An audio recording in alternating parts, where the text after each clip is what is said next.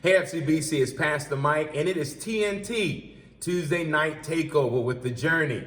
Tonight we are rebroadcasting an interview I did with Natasha Alford, who's now the vice president at thegrio.com. But before we get into the interview, make sure you follow us on Journey TV Live. That's at Journey TV Live on social media. Now, sit back, relax, and enjoy the journey. Peace and blessings, family.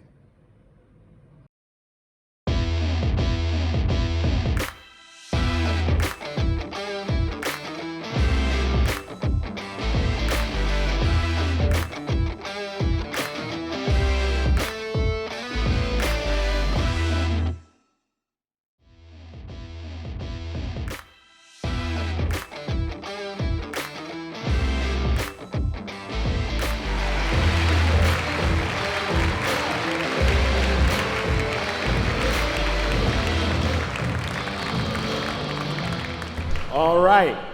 Listen, so I want you to tell everybody here, because most of us probably know where you work. But I want to tell everybody what exactly you do. So I'm the deputy editor of thegrio.com, which is a kind of role where you do everything. I write, I produce, I do celebrity interviews, red carpets, press junkets, whatever needs to be done to tell stories. And I love where I work because I think that oftentimes stories that impact the Black community get overlooked by the mainstream.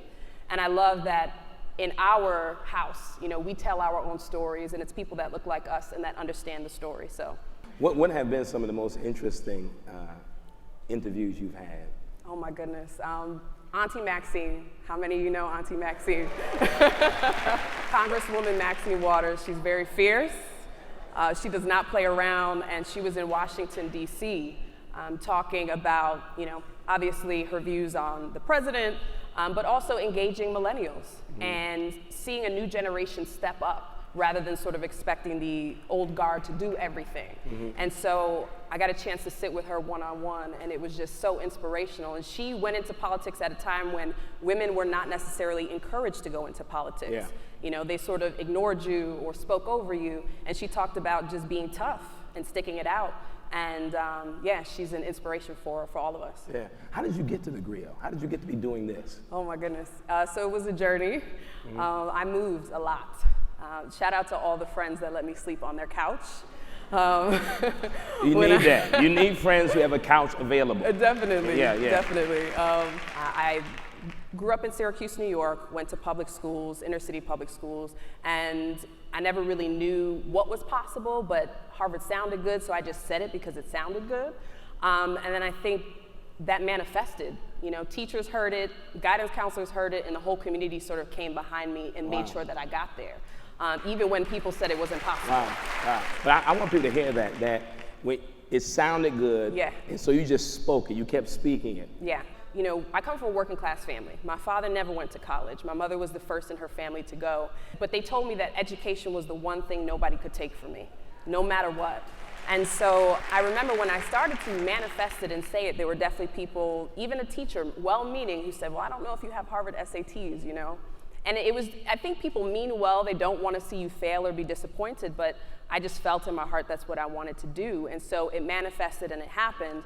And I want that to be a lesson for any young person. Don't ever downsize your dream for people who haven't been given your vision. You know what I mean?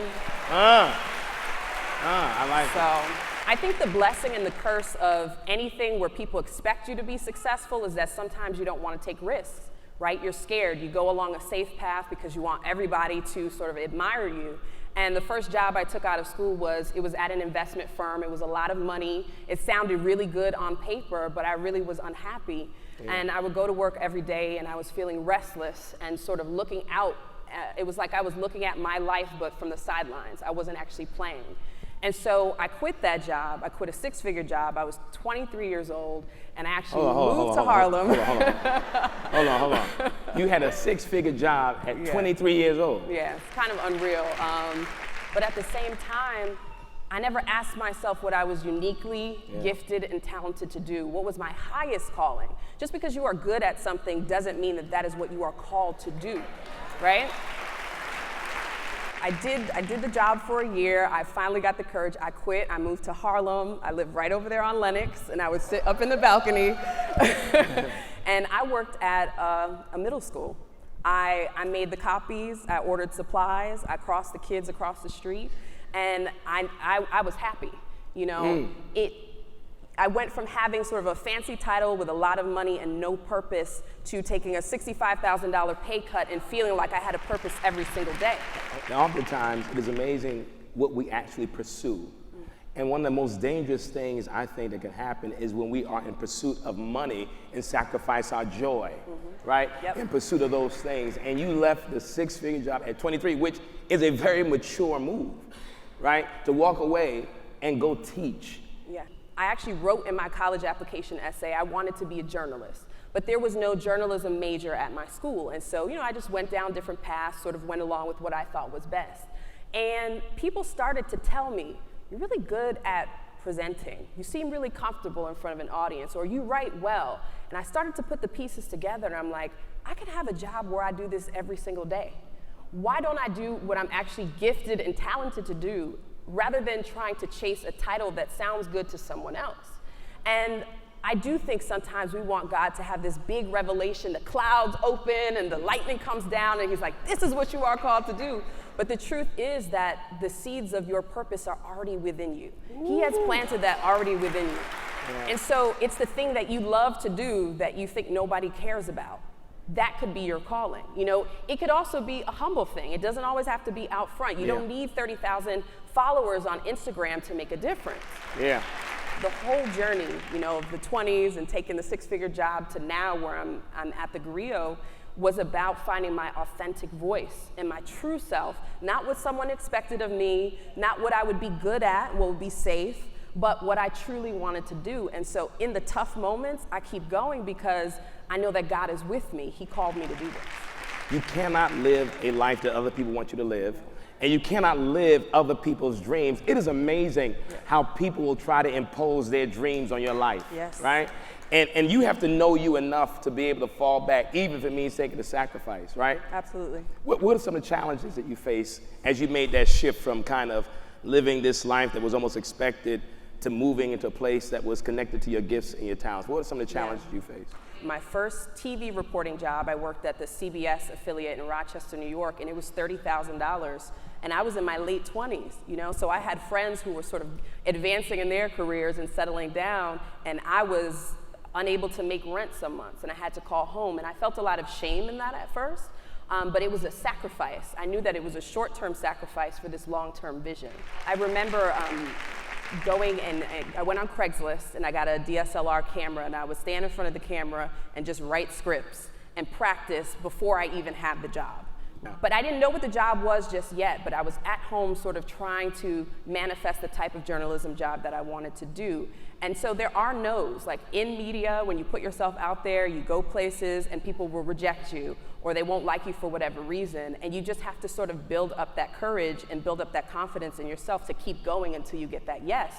And I slept on couches, I came to New York, I auditioned for a lot of things, and the Griot was where I found my home, and that was God sort of manifesting that vision.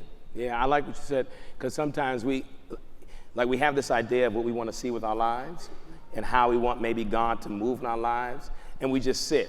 And you hear some people, I'm just waiting for God to do something. No, maybe God is waiting for you to do something, right? And what you said was important. You were practicing even before you got the assignment. Yeah. You were practicing even before you got the interview or the job, which meant that in your mind, you were already living in the space that you were to occupy down the road. That's right. Right? So sometimes the job has to catch up with your own vision. That's right. But you have to trust that, right? Yeah. If you had to share 3 things with someone who's on that same grind you were on, what are the 3 things you would share with them today? Well, the first thing I would say is not to settle, right? I think about if I had stayed in that cubicle, where I would be today, and if I had sort of settled for someone else's definition of what success was. And I've had a couple friends come up to me in the past week like, I'm tired of working for the man. And I understand what they're saying, because they have gifts, they have talents that they want to pursue, but when you stay too long, sometimes it's hard to walk away from that money. And it's hard to walk away from that security. So if you have the benefit of a space, go for it. Run through it, run through the door and make it happen. I think the second thing would be to embrace the struggle. There's this great book, it's called The Art of Work. It's by Jeff Goins. And he talks about a period of irrelevance that all great people go through, where nobody's checking for you, you know, your work doesn't seem that great, you feel like you're constantly getting rejected, but that is how you get refined. Through that fire, you become the great person that you are. So it's okay to be irrelevant to the world, right? Because you're relevant to God, and you're pursuing what he's told you to do. And then I think the last thing is just to trust God. I mean, what good is the Christian faith if we're not going to act on our faith, right? If we want everything to be perfect before we step out on faith, it's not gonna work that way. And so for me, in every situation when I felt it was time to move, even if the situation wasn't 100%, you know, I maybe hadn't saved to go to grad school, God gave me a full tuition scholarship. You know, when I didn't have a place to stay, friends let me stay there. So he provides in ways that are amazing and beyond anything that we can imagine, but I think we have to take that first step of trusting God. Wow, wow. Come on, give it up for Natasha Alford today. Thank you so much.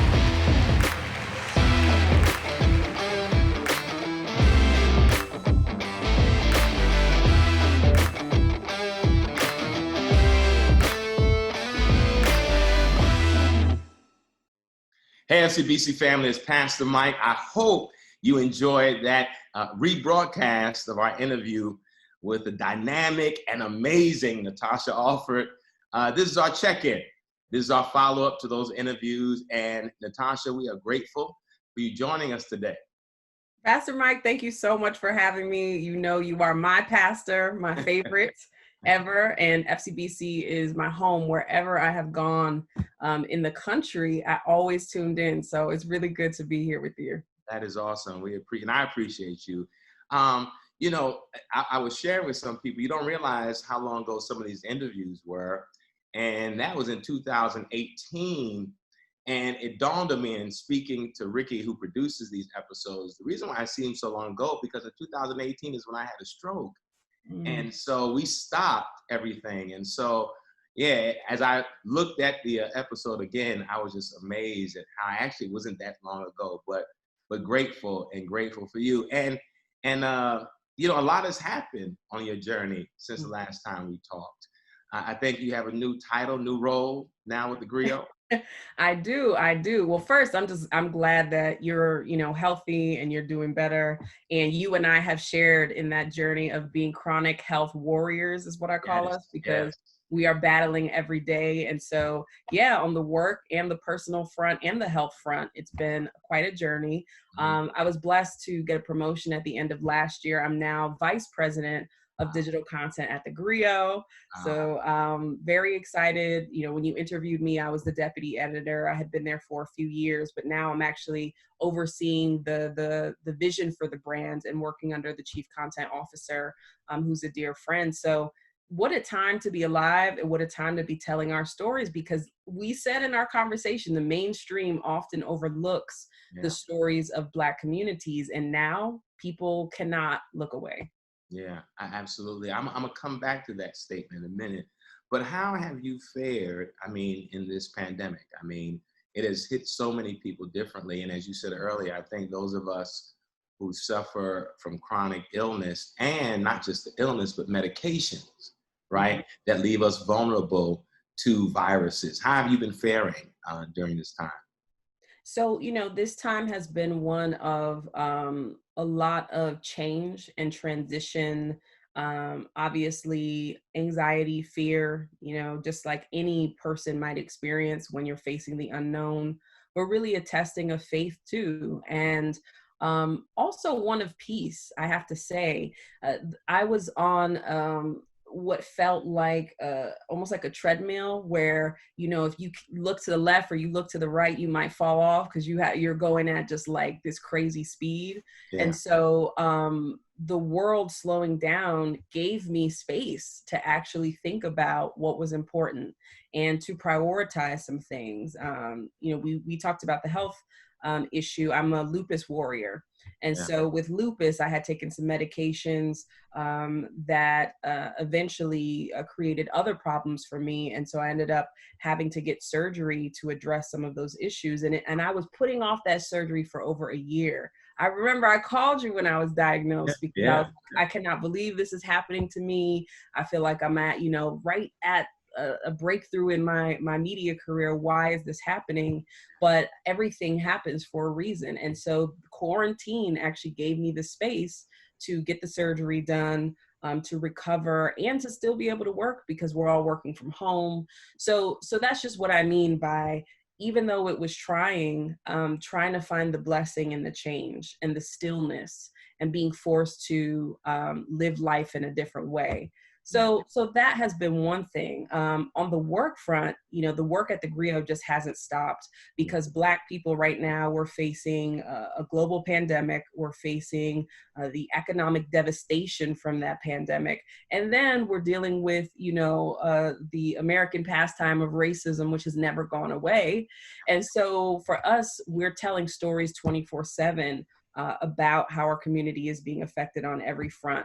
It's emotionally taxing work, but it's just so necessary. And so I think more than ever, I feel just really mission driven in the work I'm doing. Yeah, I've heard from different people and even seen in interviews how many white people have been amazed and have also participated in this moment.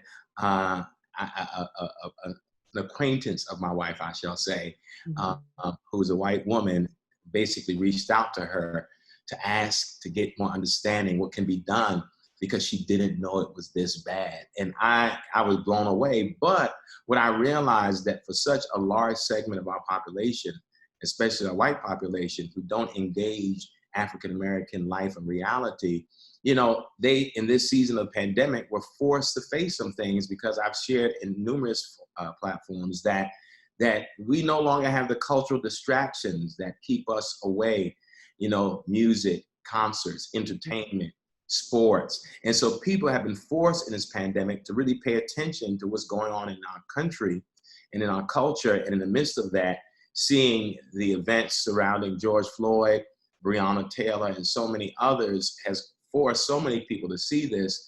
But it's tragic on some levels that many weren't aware of what Black and brown bodies face constantly and continuously. Have you been kind of taken by hearing some of these shock responses by persons who are not part of our community? Absolutely, especially for us who work in Black media, who've been sounding this drumbeat for so long. We can give you countless names of Black and brown people who've died either at the hands of police violence or just racism in general.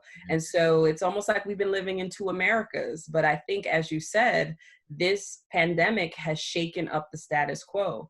And so the things that, would have been distractions are no longer there, and people are forced to face these ugly realities.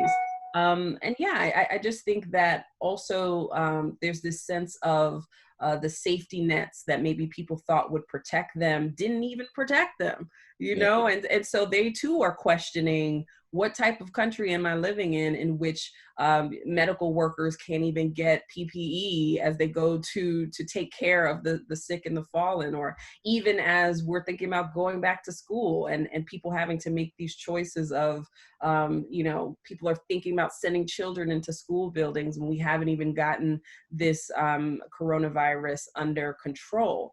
And so I think that it's a total shakeup of comfort, and with that it creates the groundwork for change.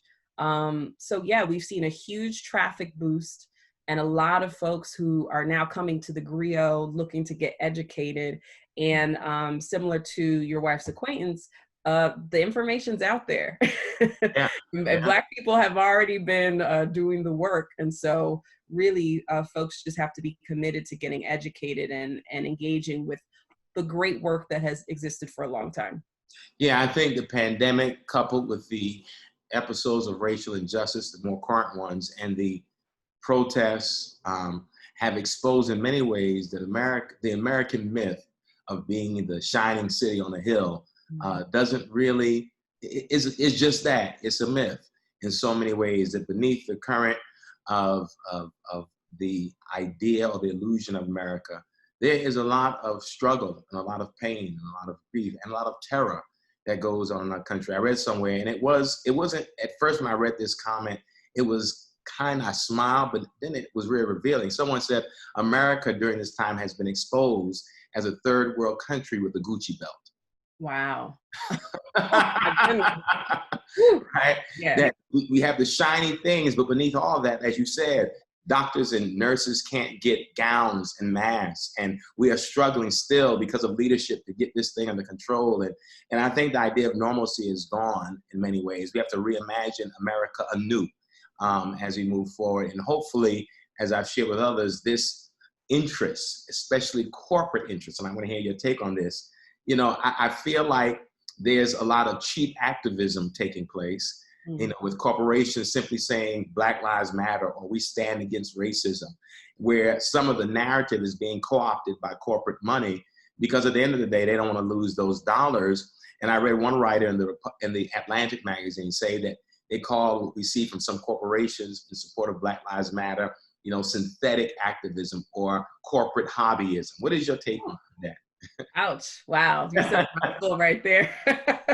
Well, I mean, first and foremost, Black people have challenged America to live up to its ideals, right? We think about all the heroes, the church, you know, all of these ways that we have engaged and fought for civil rights to challenge America to actually live up to what it stands for. And so, and that's something that a lot of people have been talking about, thinking of Nicole Hannah-Jones over at the New York Times with her project that has been trying to, you know, underscore how Black Americans have really been at the forefront. And so it makes you wonder why it took corporations so long to have the courage, to have the moral backbone to speak up when it was inconvenient. And I think of Kaepernick, right? The fact that, you know, he's a hero to many, but when it was inconvenient, there were not many people standing by his side. And now you have the NFL saying that Black Lives Matter, like the irony. So leadership is doing what's uncomfortable but necessary. And I don't really see a lot of these companies as being leaders.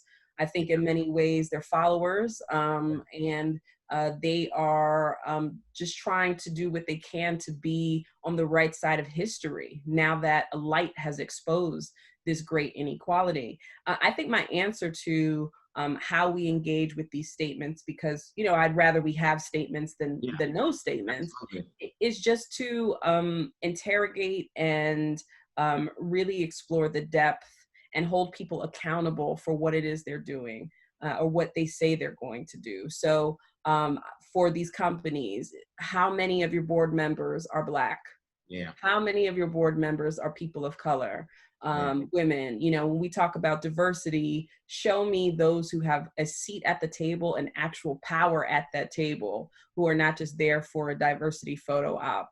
And when you're giving your donations, are they donations or are they partnerships? Are they investments? Because Black people, we can take care of ourselves, right? We have businesses and we know how to lead and we have talent.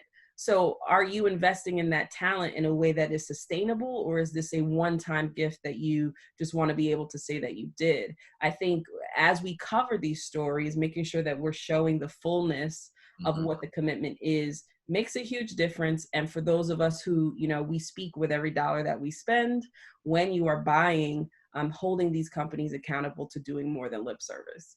Absolutely. I want to ask on that front one more question. I want to come back to you personally, but you know, last week we lost two icons of the civil rights movement, John Lewis and C.T. Vivian. What were your thoughts? Because we lost them on the same day. Right. When you think of John Lewis and the contributions of John Lewis and C.T. Vivian, especially in this moment where so much language of movement is being used and even reimagined, what do you think when you think about those major losses in our community? Well, for the world, really. Right. Well, we certainly lost heroes, and my heart was just broken on a personal level because, you know, it's hard to say goodbye to people who have inspired you. And you always feel this comfort when you feel like there's an elder right there who's leading the way, and now they're gone. Both of them are gone. But I saw a beautiful quote from Bernice King, who was saying that they've gone from being elders to ancestors. And so that just means that they're looking over us, right? In the divine sense, so that we can continue the work. because the fact that they witnessed these things means that it really wasn't that long ago that the civil rights movement took place. And obviously it's happening now. So they gave us a blueprint. They gave us an example of what perseverance really looks like, what it means to, stand up for what's right, even when it seems like those who are evil are winning in the short term, having that long-term vision, thinking about it, the arc of the universe, bending towards justice. And so, yes, we mourn them, but also we celebrate the legacy, and we have to use that as inspiration to fight even harder in this moment. Absolutely. I want to, I'm tempted because I know our time is limited, but I want to ask another question going back to the battle with your health issues, challenges, and then I'm gonna close very much the same way we close when we do the journey live. Was there a tendency, I remember when you first got your diagnosis, and we were in conversation, I actually remember where I was exactly when you reached out to me.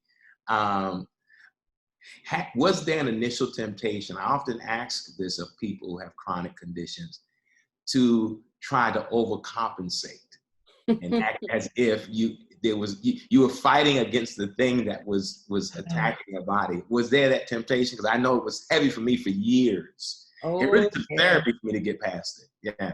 Ouch, I feel guilty. Yes, Pastor. Yes, I definitely tried to overcompensate. Listen, when someone is telling you the truth that you don't want to hear, we often try to prove another reality, right? So in my case, I'm young, I work in media, which can sometimes be a superficial industry. It's very much about how you appear. And so the idea of having a health issue can come across as a weakness to some, even if there are those who genuinely care about you and want you to do well. And so I did a lot of work to show that, oh, look, I'm still capable, I'm still productive. Mm-hmm. And you can make the mistake of finding value in yourself, in your productivity, right? And then when you have an illness, it undermines that foundation. It shows what a weak foundation it is to build your identity upon productivity. Because productivity is, based on what you are doing to deliver for someone else. So in that way, God certainly humbled me. And he certainly reminded me that, my strength is made in that weakness, in that human weakness. Being able to find strength is relying on God, is relying on faith. And so, yes, I had to learn how to rest.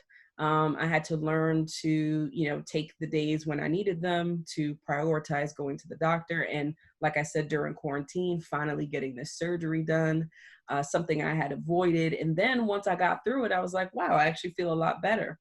Yeah. Now the healing can begin. Now that I'm done running in circles trying to avoid and trying to prove that I'm really okay. You can't heal what you don't reveal. And so, yes, I was certainly guilty of that and still struggle with that. Like, it's still a struggle, still try to show up to prove that I'm good. Look, I can still do it. But that's when, again, relying on God and staying humble in that way kind of reminds you like what the priorities are. And so it's not about me and what I can do in my human strength. It's about my service to God requires that I take care of myself. Yeah. Self-care is essential to that. So, well, when you're with us for the journey, I asked you to share 3 things you wanted to kind of impart upon us or pour into us with. And I want you to quickly react to what you said 2 years ago. okay. And I want to see if this has evolved. So the 3 things you gave us, one was don't settle. What do you think? Yeah, wow. That's funny when I hear that, because I know now that it sounds great to say that, don't settle. But that doesn't mean it's not without suffering and it's not without some sort of consequence, right?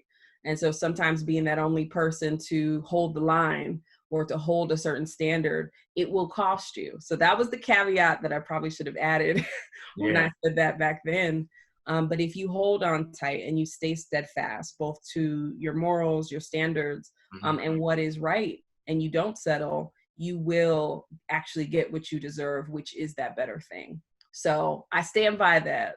Good. Stand by that, but encourage people to stick it out through the storms. Good. Secondly, you said embrace the struggle. And there it is right there. I'm just laughing because that's what all of last year really was. It was a struggle. It went from, victory at the top of the mountain to, wow, God, this is really like, you're going to do this right now. I have this diagnosis right now. I have, these challenges right now. But that is, it's literally part of the journey. If you don't embrace the struggle, you will be in denial. You will reject it. Like we were talking about, you will overcompensate. Yeah. And you won't learn the lesson that struggle is intended to teach you. And so when you feel that resistance, bend with the wind, right? Don't go against it. Bend with it and see what it is trying to teach you. And I think that's kind of how we're getting through this moment right now. You have to embrace the struggle. And lastly, the third thing you shared was, I think it makes sense, given the first two, trust God. Yeah, I think that 2020 itself is the perfect example of what it means to trust God, right? Week by week, we don't know what's going to happen, or day by day, we don't know what's going to happen. And so I think for a lot of us, this is living right now in this moment is an exercise in trusting God. We have to trust him for what's going to happen in our work, in our personal lives, with our health. All of these things are pushing us to new levels of faith and resilience and patience as well. So, I guess what I said back then is still relevant even today. But I'm grateful. I'm grateful for what we are being forced to learn in this moment, and also the things that we are learning to do away with. Right? This is what it's taught us. So, yeah. I think that's still true today. Well, listen, I want to thank you for doing this check-in with us. You, for so many, I know, are a source of inspiration, and there's so many who admire you, including myself, for thank you so much. Thank you. Your resilience and your gifts, and how you always show up for our people in your area, but not just in your field, but I think in light of just who you are as a human being. So I'm grateful for that. And so FCBC, I hope you enjoyed this check-in with my friend, my sister, Natasha Alford.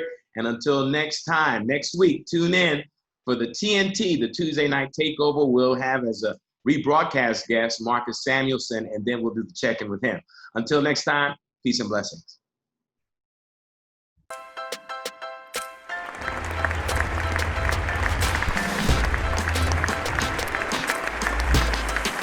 Here's why I like the journey, because people know of you. They know you're one of the best chefs in the world. Spirituality is your journey. Food is my journey, but I also teach a lot about eating with a spiritual compass. Break bread with a stranger. Invite someone to your home. That meal is a conversation opener to why. Eating was at the heart of the founding of the early church, learning how to sit together, to break bread together. I tell people sometimes in those vulnerable moments you'll have to sit down and eat with another human being. Yeah, the word restaurant means to restore your community. We have community that have to actually take it upon themselves and create normalcy. When I think about this moment where we are being challenged as people of color, as immigrants are being challenged, I'm like, I've seen this movie before and I'm prepared.